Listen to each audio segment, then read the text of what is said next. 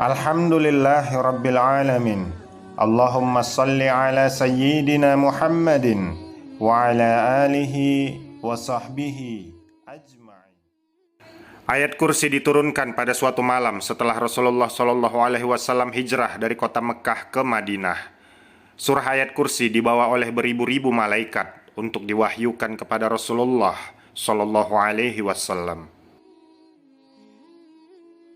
Mengapa sampai dibawa oleh beribu-ribu malaikat? Karena ayat ini adalah ayat yang paling mulia di dalam Al-Quran, sehingga para malaikat mengiringinya atas perintah Allah Subhanahu wa Ta'ala. Karena keagungan surah ayat kursi, iblis dan setan pun gempar, sebab ayat ini akan jadi penghalang usaha mereka untuk menggoda, mengganggu, dan menjerumuskan manusia. Maka Rasulullah SAW memerintahkan Zaid bin Thabit untuk segera mencatat dan menyebarkannya kepada seluruh umatnya, agar bisa diamalkan dalam kehidupan mereka, disebabkan keistimewaan ayat ini. Dalam riwayat lain diceritakan, ayat kursi diturunkan melalui malaikat Jibril alaihissalam dengan diiringi oleh 70.000 malaikat pada suatu malam ketika Rasulullah SAW hijrah dari Mekah menuju Madinah.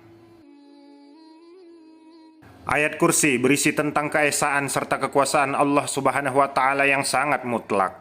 Ketika ayat kursi diturunkan kepada Rasulullah SAW, keadaan bumi bergoncang hingga terjadi gempa di mana-mana. Selain itu, diriwayatkan juga pada saat turunnya ayat kursi terjadi gemuruh yang sangat besar, bahkan sampai mahkota para raja terlepas dari kepalanya dan jatuh ke bumi. Karena kejadian itu, ketika turunnya ayat kursi, bukan hanya manusia, bahkan para setan dan iblis juga sangat ketakutan. Dan inilah bentuk kuasa Allah Subhanahu wa Ta'ala dan salah satu mukjizat Nabi Muhammad SAW. Dari Ubay bin Ka'ab bahwa Rasulullah SAW pernah bertanya kepadanya, ayat apakah yang paling agung di dalam kitabullah? Allah dan Rasulnya lebih mengetahui, sahut Ubay bin Ka'ab. Maka Rasulullah SAW terus mengulang-ulang pertanyaan tersebut, dan akhirnya Ubay bin Ka'ab menjawab, ayat kursi. Kemudian Rasulullah SAW bersabda, engkau akan dilelahkan oleh ilmu wahai Abu Munzir, sebutan Rasulullah kepada Ubay bin Ka'ab. Rasulullah melanjutkan, demi zat yang jiwaku ada di tangannya, sesungguhnya ayat kursi itu mempunyai satu lidah dan dua bibir yang selalu mensucikan Allah Al-Malik di sisi tiang Arash. Hadis riwayat Ahmad. Rasulullah SAW bersabda, barang siapa yang membaca ayat kursi menjelang tidur, maka Allah Subhanahu wa Ta'ala akan mengirim malaikat untuk menjaganya sampai pagi, dan setan tidak akan mendekatinya sampai pagi hari. Hadis riwayat Bukhari. Dalam hadis lain, Rasulullah SAW juga bersabda, barang siapa membaca ayat kursi setiap selesai sholat wajib, maka tidak ada penghalang baginya untuk masuk surga selain kematian. Hadis riwayat Tabrani dan An-Nasai.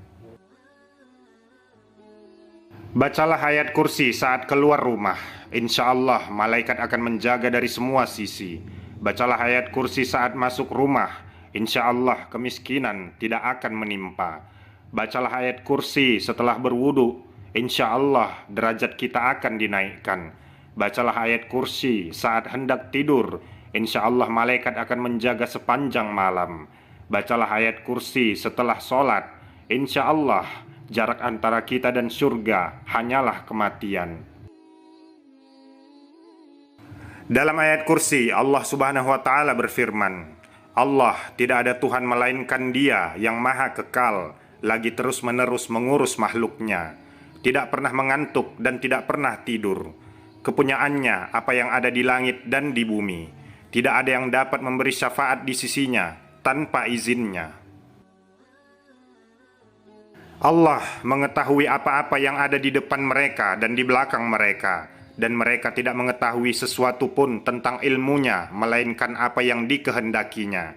Kursinya meliputi langit dan bumi, dan Allah tidak merasa berat memelihara keduanya, dan Allah Maha Tinggi lagi Maha Besar. Quran Surah Al-Baqarah 255. Saudara seiman, mungkin sebagian dari kita sudah hafal ayat kursi dan sudah tahu juga beberapa manfaat membaca ayat kursi. Namun, anggaplah kisah ini sebagai pengulang kaji agar kita lebih mantap dan istiqomah mengamalkannya dalam kehidupan kita sehari-hari. Saudara seiman, channel Karomah Al-Islam adalah channel yang sangat jauh dari kemajuan teknologi dari sisi audio visualnya. Namun insya Allah akan tetap istiqomah menyampaikan kisah-kisah Islam yang mudah dipahami untuk kita pelajari bersama.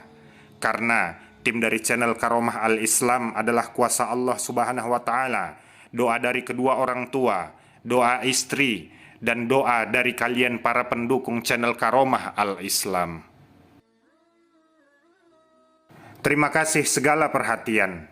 Mohon maaf atas segala kehilafan.